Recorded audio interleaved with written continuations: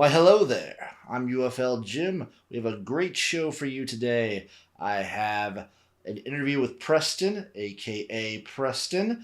I have takes from all the craziness that has been happening during this week of UFL, just waiting between week 2 and 3. I have my picks for week 3, and we have the awesome addition of you watching me loving UFL. Let's get it, baby. It's all about me. It's the UFL show with UFL Jim, your one-stop shop for all things United Football League. We have a sexual Cheers to you. tension. We have Not the the show. heat. We have the power. We have the news. It's all here on the UFL show with UFL Jim. To start us off, let's have a little overview of what we are going to be tasting, what we've had going on this week, and what is coming to us, on us, around us. Of course, I have to address the craziness that has been going on this entire week. We have AJ Smith out in San Antonio, Greg Williams stepping away early in DC. We have the Sims trade from Michigan to Houston and his response to that. We have tweets going about from Brandon Silvers alleging that things aren't what they seem in San Antonio, and Kellen Mond responding. Is a lot of chaos going on in the UFL. And you know what? Between that, between the TV numbers, between everyone being all doom and gloom online, you know what I'm going to do? I'm going to sit back, I'm going to eat some popcorn, and I'm going to just live in the moment. It's a beautiful time to be a spring football fan. The play is great, the players are having fun, and they're getting spicy with it. And I am here to soak up every single minute of it. You know what I want now? Now I want the Houston Roughnecks to get Brandon Silvers and play San Antonio and just do something to them.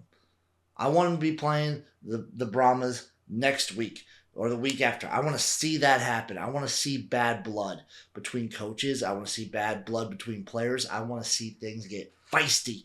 And I am just here for everything that the UFL has to offer. Good, bad, chaotic, drama, football. It's all beautiful. I just want some good games, if I'm being honest, though. Just give us some good games. I'm now joined by one Preston, who I will refer to as Preston every time we speak. Preston, tell the people about yourself. So my name is Preston McElhaney. I run a YouTube channel called The Pigskin Parrot, where I mostly talk about college football, but occasionally I'll dip into the topic of spring football. In fact, my more successful stuff has actually been through spring football, so I can see there's a little bit of demand there for that. I go to the University of Alabama, so I'm currently about to wrap up things and graduate from here in Tuscaloosa. So I'm very involved in the sporting world. Mostly a sports commentator. That's what I mostly do. So I'm the color guy for Alabama women's hockey and for a few other things I do around town. So mostly all the jobs that involve me to use my voice. But, you know, sometimes I like to chill out and just watch some spring football because that's what I do in my free time. Okay, Preston, what are your vibes for the UFL season so far? So here in Alabama, you know, we just got through with that first week with Alex Magoo, and it was a lot of the fandom around here was like, okay, that's an interesting start. And then in week 2, we start things, and he gets injured on the first play of the game, put Matt Corral in, immediately better game from not just like the O-line improving in performance from the prior week, but just overall better communication, overall better play. And I think that was a big talking point amongst a lot of the Stallions fans around here. But one thing I've noticed is a lot of people are starting to favor what's going on in St. Louis, and I think they are kind of projected to be, you know, one of those big championship contenders. They normally are, but I feel like this year is definitely a bigger year for them, and I feel like a lot of the reason for that was because they're changing things up in the QB position. You know, they don't got A.J. McCarron out there anymore, which, you know, hurts me to say as an Alabama fan, but that was probably for the better in terms of mobility. But, yeah, I think things are shaking up to be really good. I know it could happen. Like a lot of people like to talk about attendance and all that stuff on Twitter. And I know that's a whole different talking point on its own, but purely from an on-field perspective to start things off, I think we got a solid thing going on. Mm-hmm. Okay, Mr. Preston, what's your history with spring football? What makes you think that you are qualified to speak on my United Football League? So I want to say I grew up kind of just noticing them passing by, and then I want to say when the USFL rebooted, obviously Birmingham has a team, so I'm automatically invested. I know Birmingham has had its history with spring leagues between the Iron and the Steel Dogs and the Thunderbolts and all these other teams, but the Stallions really caught my attention, and I liked the branding of the USFL reboot. I liked it was on Fox, so it had a lot of eyes on it, and I thought the reboot was really good. And I'll never forget watching that championship game with the Philadelphia Stars, and it was like, okay, there's something here. I like this. So I, of course, do my history because one of my favorite things to do is go through all these old newspapers and files and recap all the things that have happened in the history of these spring leagues. So of course that led me to learning about the 80s USFL and all this stuff that's a little bit before my time, but I have all of the history of that just in my head now. So I have a deep love and appreciation for things that have history behind it. And with the 80s USFL and the 2001 XFL, which I knew about already because I'm a huge wrestling fan. So all these things kind of coming together made me really appreciate what's happening here. It makes a lot of sense. The man makes sense. He makes a ton of sense. Preston, if you could say one thing to Danny Garcia, Moose Johnston, the fucks at Redbird Capital who keep not responding to my emails, The Rock, all those people who ignore me day in and day out when I have so many things I could share with the league, I could do so much, what would you say to them? I would say, and I know they probably hear this a ton, but I would say that the marketing needs a tremendous increase.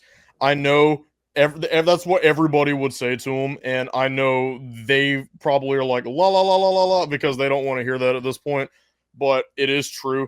I feel like when you have someone as big as The Rock who is involved in something like this, having him, do something as simple as a social media post would do numbers. I know he did like one the week before kickoff, and I'm just like, cool, where was that, the rest of the months of the off season? So, I know Danny Garcia has been heavily involved in stuff, and she makes a lot of the on-screen appearances. We saw that when The Rock couldn't make it to the kickoff game. So I would mostly ask why the marketing isn't the way it should be. I know the answer to that might be for budgetary reasons, and I know they are technically not really in charge of that. I mean, they are, but they aren't because that's like a whole separate department. I don't know what's going on with that, but if there was anything I would ask them about, that would probably be it. Preston, give me some players to watch in week 3. Oh man, so I'm gonna keep it at Birmingham just because that whole quarterback thing has been like such a mystery since week 1. I wonder if they're going to continue on with the Matt Corral trend or if they're going to get experimental and kind of go down the depth chart and see what they got. I know they got Chase Cookus back there. That would be interesting to see how that plays out. But I'm mostly just curious to see how Matt Corral picks up because he was thrown in that game like, hey, Magoo's out, you're in. And I'm sure after the week 1 performance, he kind of had a feeling that would probably happen, but not from injury. So, Magoo gets injured, he comes in. I wonder if he's going to play like more headstrong just because he knows that, okay, I've seen this field. This isn't my days at Ole Miss anymore. There is stuff I can work with here. So I want to see how maybe he picks up going on forward. Pushing P. Preston, what are your thoughts on Wade Phillips and his disgusting protruding nipples and just in general on the San Antonio Brahmas? That's a tough one. I want to say yes just because it's so early, and I don't want to say like right now, this is bad, this team is good, this team is bad. I especially think after last season, they ended up going all the way to the championship, and I know they didn't score a single point in the dang thing, but I feel like the potential is there, and there's only so many teams in the league, so all they would have to do is just find those small ways to win. If you can just move the ball 4 yards at a time, just get it, move the chains and just slowly inch your way down, you can win some good football. And there are some big teams they have to play, of course. They got the Stallions, they got the Battlehawks, but there are games that are more than winnable for them. And if they can find out how to win those big games, at least they can try to come away with a winning season. I know they started off really rough, but I'd say I'd say anything's possible just because we're looking on from such an early lens. But going forward now, if this was like week 5 or 6, I would be like, nah. But but because we're like starting so soon, I don't want to close the book just yet. I want to say there's probably potential there. Radio Preston, give me your picks for week 3. Stallions, obviously, because I'm going to be very biased about that. Um, man, that Showboats game is a hard one. I want to give Memphis the benefit of the doubt, so I'm gonna go with Memphis there. I know I just said that there was hope for the Brahmas. I want to give that one to Michigan though. I feel like just from a depth chart perspective, Michigan's probably going to pull that one through, and then Battlehawks. I'll give that one to the Battlehawks. They could lose that one early, but I just don't see it happening. Don't worry, folks. You'll get the right picks in a bit. And last but not least, give me your takes. Give me your final takes on the week, on anything. Just give me your hottest takes for the UFL. It's not necessarily about this season, but for the next, because we know there's an expansion coming. I'm going to be honest. I think that they should really focus on trying to get a team in Canton. I know that a lot of people like to say that, but I don't know because there's been rumors that the Sea Dragons will be the returning team for the XFL. I do not know how true that is because there's been no official announcement as far as I'm aware. But if that ends up being the case for that conference, I would like to see a new market maybe get a chance instead of establishing an old one that we know doesn't work or kind of work. Like if they put like the Philadelphia Stars back, I wouldn't argue it, but I would also not be mad if they tried to explore out in like a little bit weird territories. Maybe put a team in Canton, maybe put a team in Carolina. Like you never know, just places just to experiment. All right, Preston, baby. Shout out your shit and get out of here. Absolutely, man. Y'all can follow me on the Pigskin Parrot on YouTube. Make sure y'all subscribe to that channel. I got football content coming. I'm going to be at A-Day in Tuscaloosa. I'll be doing a video live from that. So I got that coming too. And then after that, I plan on delivering more spring football content. So if you guys want to do that, you can follow me at the Pigskin Parrot on Instagram. And you guys can go to my YouTube channel. It's the same name and just... And he's gone. And that'll move me into my week 3 picks. Starting off Friday night, 8 p.m. Eastern on Fox, we have the Renegades versus the Stallions. It's the Birmingham home opener. It's the rematch from the opening game of last season. The Renegades, while winning, have looked a little suspect. And the Birmingham Stallions, led now by Matt Corral, are feeling themselves again. This game is a banger, a great way to start off Friday night.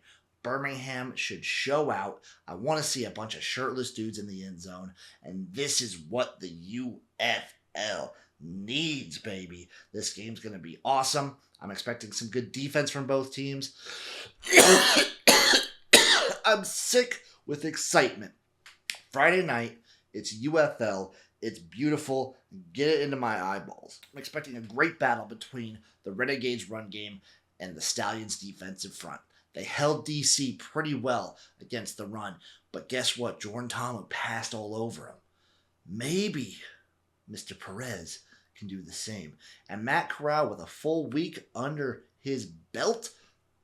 Just give me this game right now. Oh, I want to see it so bad. We now move to Saturday, 7:30 p.m. Eastern on ESPN. Get your shit together, guys. This broadcast needs to be absolutely beautiful because the game might suck. It's the Roughnecks versus the Showboats. The Roughnecks have been an eyesore to watch. I don't think adding Sims adds a lot to their team, and I still believe as long as they are led by CJ Johnson, they will do nothing. They can do nothing. The offensive line is atrocious. A.J. Brown has looked bad. The receivers should be a good spot, and somehow it hasn't been because the whole offense is just crumbled every single game. Defense, I do not believe in them. Improvement last week, so good on you there. But man, I just don't have faith in them right now. Meanwhile, for the Memphis Showboats, I like what they've been doing. I like EJ Perry. I like the defense for Memphis quite a bit. Horton hears a fuck you because he's going to stonewall your quarterback into the dirt. That's what this game is going to be. It's going to be Memphis's defense absolutely annihilating Houston's offense. Be ready for that. I'm expecting a surging Memphis Showboats team who has shown improvement week 1 to week 2 and led by Ken Wisenhunt, who is a time cop and is back from his time cop adventures to lead this team. I expect improvement. We'll see improvement. I like Memphis, and I love Jonathan Adams. God, he's been so good, and he's continued to be good. He's just going to be good. Jonathan Adams is a... And now we move to Sunday.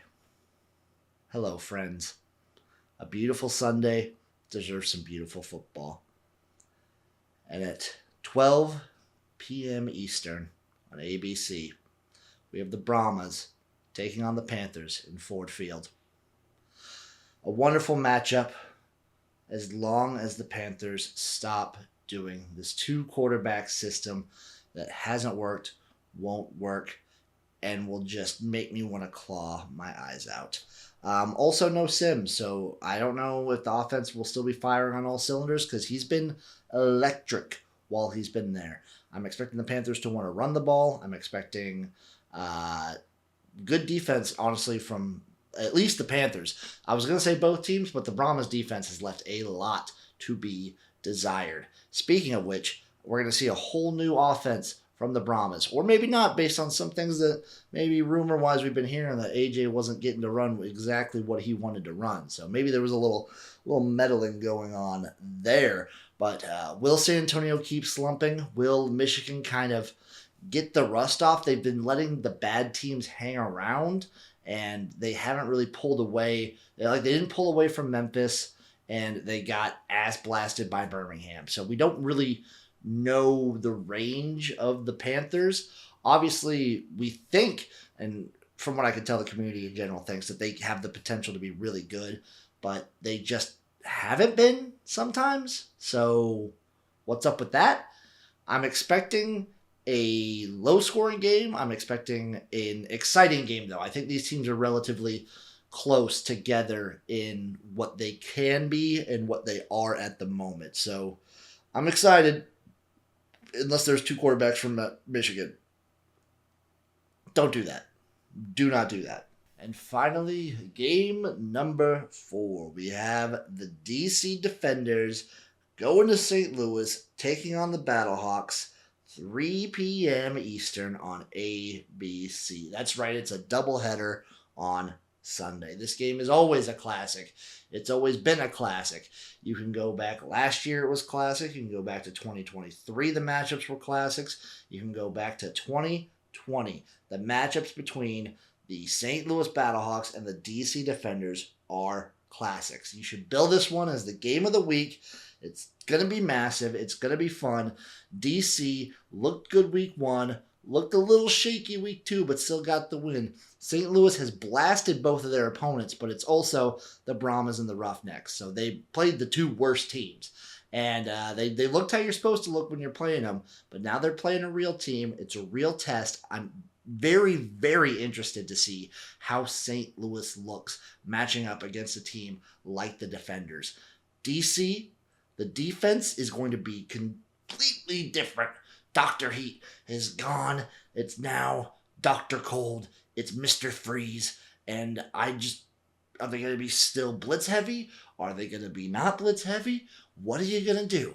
This DC defense is going to be wild. I'm also excited to see if the DC Defenders can sort of piecemeal this coaching staff together while guys are getting plucked like seemingly every week. It's been a very interesting thing to watch in DC. But the defenders have looked good, and I'm excited for them. I'm excited for this team. I'm excited for this game, and it's going to blow your dicks off. If any game has the chance to maybe go over, it's this one. You can see Jordan Ta'amu turn it on because I like the offensive line for DC. You're going to see Sims turn it on. You're going to see great wide receivers on both teams. You're going to see a great running game from both teams. So I'm praying and hoping that this one balls out and we get our first real. We got a fluke over early in week 1. I hope we get our first real over in this game.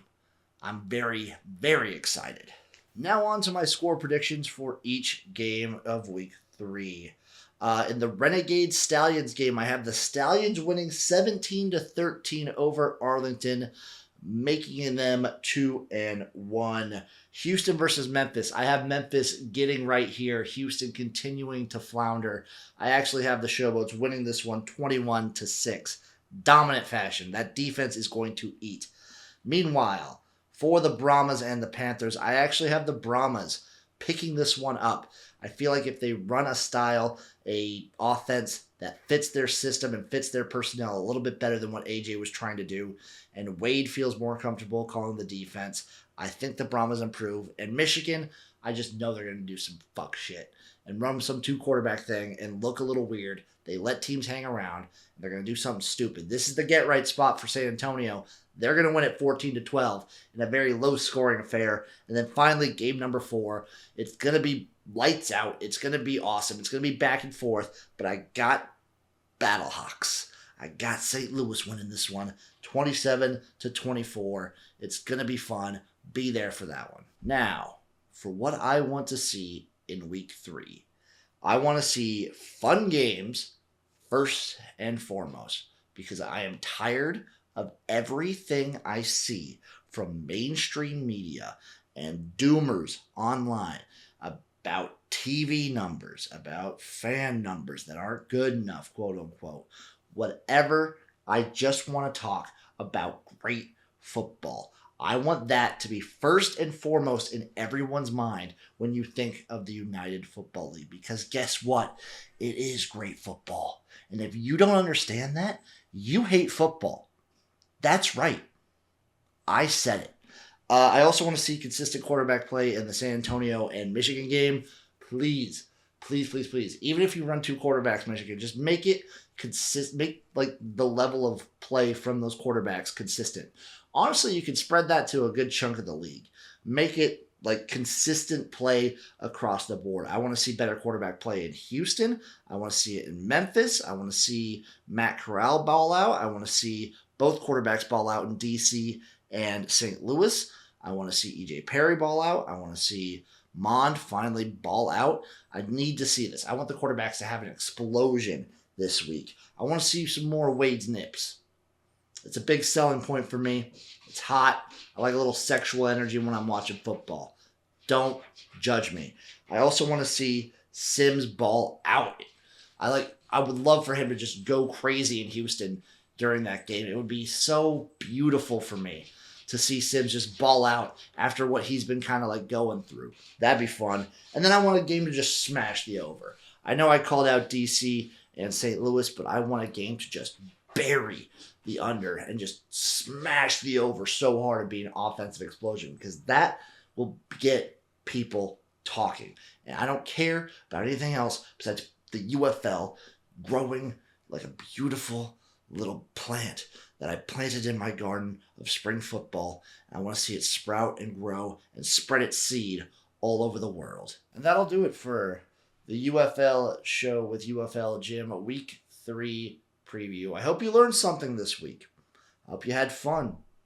Shout out Preston. Go check out his channel. It's right here. I'm gonna give you a little preview, little taste. One of the UFL's biggest strengths is its innovation to the game of football. For starters, first downs are measured by using ball spotting technology, where they triangulate the exact location using special cameras. Gone are the days of the old chain marker. No sir, we can now determine exactly where the ball was placed. Reviews have also received a quality of life update, with the discussion of them being done both on the air and over the stadium PA systems, allowing for better communication between the officials and the fans. This week's going to be fun. We have another great stream coming for you Friday night, Saturday, Sunday. It's going to be awesome. Join me, twitch.tv/XFL Jim. It's going to be awesome. I know I'm UFL Jim. It'll be me, UFL Jim there. But please, just watch the UFL. Enjoy it. It's great football. I love every second of it, and I know you do too.